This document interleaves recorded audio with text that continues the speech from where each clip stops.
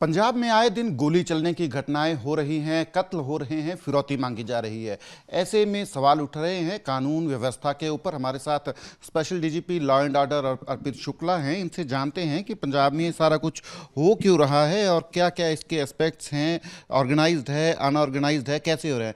Sir, back to back incidents हो रहे हैं। चाहे लुधियाना का इंसिडेंट देख लें जहां एक मैरिज पैलेस में बड़ी इंडिस्क्रिमिनेट फायरिंग होती है, या फिर जो आरएसएस लीडर का कत्ल होता है। बैक टू बैक इंसिडेंट्स हो रहे हैं, कानून व्यवस्था के ऊपर लगातार सवाल उठ रहे हैं। कैसे आप इन सारी घटनाओं को देख रहे हैं? देखिए, सबसे पहले जो आपने जिक्र किया लुधियाना के मैरिज पैलेस इंसिडेंट का, परसों लुधियाना के एक मैरिज पैलेस बाट कैसल में जहां एक शादी हो रही थी, वहां पे लुधियाना के दो क्रिमिनल्स, एक अंकुर और एक शुभम नाम के दो क्रिमिनल्स अपने साथियों के साथ वहां इनवाइटेड थे और उनका आपस में झगड़ा हुआ। उन्होंने फायरिंग की, इनडिस्क्रिमिनेट फायरिंग की, जिससे दो लोगों की जान चली गई और काफ़ी लोग इंजर्ड भी हुए उसमें। पुलिस ने इमीडिएट एक्शन लिया और तीन इनमें से जो शूटर्स थे उनको गिरफ्तार कर लिया गया है, वेपन रिकवर कर लिया गया है।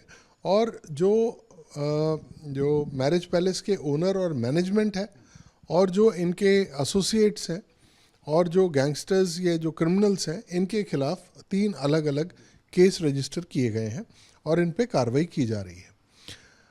जहाँ तक मामला मैरिज पैलेसेस का है, पंजाब में 144 धारा के अंतर्गत सारे ज़िलों में ऑर्डर्स पास किए गए हैं कि कोई भी व्यक्ति वहाँ पे वेपन डिस्प्ले या जो सेलिब्रेटरी फायरिंग होती है इसको ना कर पाए, इसकी जिम्मेवारी मैनेजमेंट की है।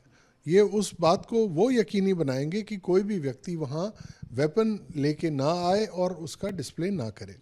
और अगर वो ऐसा करता है तो उसका ओनर्स मैरिज पैलेस ओनर्स का होता है और पुलिस तो कार्रवाई, जो कानूनी कार्रवाई है, करती है और साथ में उनके खिलाफ भी एक्शन लिया जाता है। सो इस केस में भी इनका आपसी झगड़ा था जिसमें फायरिंग हुई और 2 लोगों की जान गई और पुलिस ने इमीडिएट एक्शन करते हुए 3 लोगों को गिरफ्तार किया। बैक टू बैक जो दूसरे इंसिडेंट्स हो रहे हैं सर, जिनमें फिरौती मांगी जा रही है या फिर टारगेटेड किलिंग्स हैं, जैसे आरएसएस लीडर का कत्ल होता है, फगवाड़ा में फायरिंग होती है, मोहाली में फायरिंग होती है, बड़े विजुअल्स जो हैं बड़े डरावने आते हैं। उनको कैसे पुलिस टैकल कर रही है, क्योंकि वो एक ऑर्गेनाइज्ड क्राइम सिंडिकेट को रिफ्लेक्ट करते हैं? देखिए, अनफॉर्चुनेट है कि हमारे कुछ जो गैंगस्टर्स हैं वो विदेशों में जाके बैठ गए हैं और वहाँ से अपना नेटवर्क ऑपरेट कर रहे हैं। हमारे पंजाब के भोले भाले बच्चों को और जो फुट सोल्जर्स हैं वो 15 साल से 20 साल के बीच के लोगों को बरगला के उनको क्राइम के रास्ते पे लगाते हैं। जहाँ तक वारदातें ट्रेस करने का मसला है, मैं आपको बता दूं, पंजाब पुलिस एक बहुत ही एफिशिएंट पुलिस फोर्स है और हमने 90% of all these cases have been traced within a record time.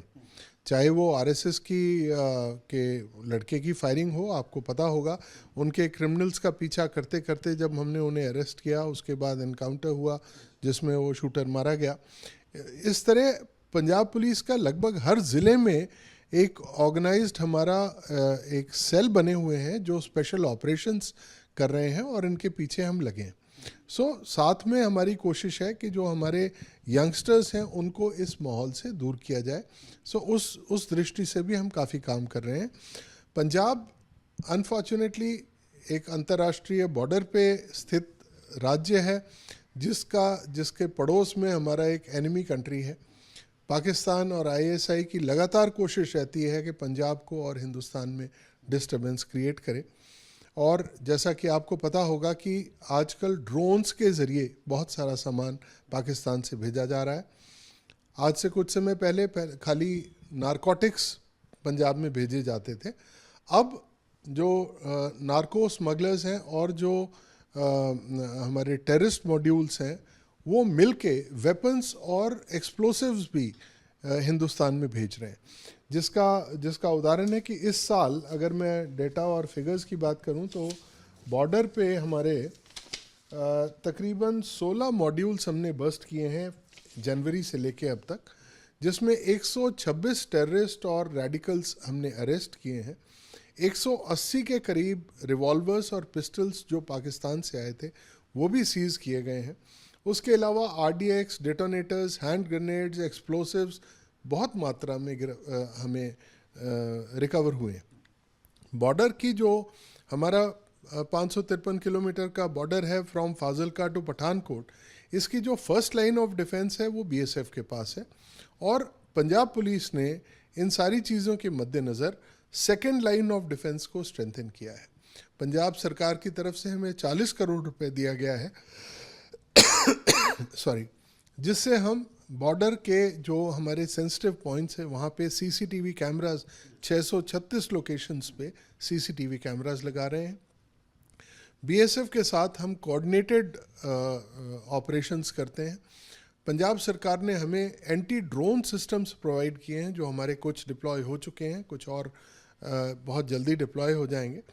सो ये सारे कार्रवाई हम इसी के मद्देनज़र कर रहे हैं कि बॉर्डर के पार से जो वेपन्स आते हैं उस पे अंकुश लगाया जा सके, उसे रोका जा सके, और इसमें हमें काफ़ी हद तक सक्सेस भी मिली है। जी, बावजूद इसके कि पुलिस काम कर रही है, बट ये जो अक्रॉस बॉर्डर आप ISI की बात कर रहे हैं, पाकिस्तान बैक्ड ये सारा कुछ है, जो यंगस्टर्स हैं उनको रेडिकलाइज करने में, उनको रिक्रूट करने में ये कामयाब कैसे हो पा रहे हैं, और इसको चेक कैसे करेंगे? क्योंकि कम्युनिकेशन का ज़रिया जो है वो अल्टीमेटली जो है उसको चेक करना जो है वो ज़्यादा ज़रूरी है। वो कैसे कम्युनिकेट कर रहे हैं? देखिए, ये जो हमारा सोशल मीडिया है इसका एक बहुत बड़ा प्रभाव हमारे यूथ पे पड़ता है, और हमारे पंजाब में हमने अलग अलग ज़िलों में हमारी सोशल मीडिया सेल्स हैं, IT सेल्स हैं, जो लगातार सोशल मीडिया पे निगरानी रखते हैं, और जितने लोग हेट स्पीचेस में इन्वॉल्व होते हैं या वेपन्स को ग्लैमराइज करने में होते हैं, उन सब के खिलाफ कानूनी कार्रवाई की गई है। अगर मैं डाटा की बात करूं तो इस साल पिछले 2 सालों में हमने 40 लोगों के खिलाफ हेट स्पीच के मुकदमे दर्ज किए हैं। इसके साथ साथ जो डिस्प्ले ऑफ फायर आर्म्स था, 264 लोगों के खिलाफ कानूनी कार्रवाई की गई है, और 6,974 लोग ऐसे हैं जो वेपन्स के डिस्प्ले और वेपन्स के मिसयूज़ में पाए गए, उनके लाइसेंसेस कैंसिल करने के लिए अथॉरिटीज़ को लिखा गया है। सर, ये तो एक एस्पेक्ट है इस सारे उसका, जो गैंगस्टर्स हैं। एक दूसरा एस्पेक्ट भी है जो रेडिकल एलिमेंट्स हैं, जो बैक टू बैक इंसिडेंट्स कर रहे हैं। हमने देखा किस तरीके से पुलिस स्टेशंस को टारगेट किया गया है, खासकर बॉर्डर एरियाज जो हैं अमृतसर और गुरदासपुर के जो है, उनको चेक करने के लिए क्या स्ट्रेटजी है फिलहाल जो पंजाब पुलिस ने डिवाइस की है? क्योंकि काफ़ी ज़्यादा हो रहा है कि बॉर्डर के जो पुलिस स्टेशन हैं उनको टारगेट किया जा रहा है।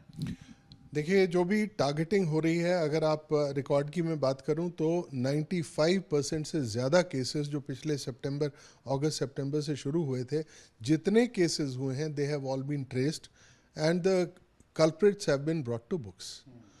हम लगातार सेंट्रल एजेंसीज, स्टेट एजेंसीज और हमारी जो इंटेलिजेंस एजेंसीज हैं, हम बहुत एक क्लोज कोऑर्डिनेशन में काम करते हैं।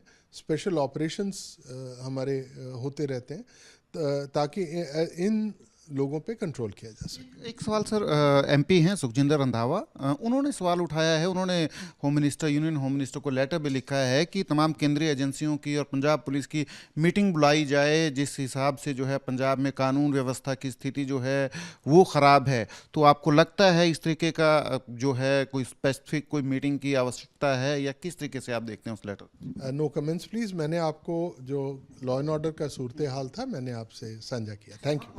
Last question sir, one last question जी। तो special DGP law and order Arpit Shukla हैं, जो बता रहे हैं कि किस तरीके से पंजाब पुलिस जो है कार्रवाई कर रही है, जो गैंगस्टर्स हैं, ऑर्गेनाइज क्राइम हैं, और जो रेडिकल एलिमेंट्स हैं उनको कैसे जो है ट्रैक जो है किया जा रहा है। कैमरा पर्सन अमीन शाह के साथ सचिन कुमार, यूपी न्यूज़, चंडीगढ़।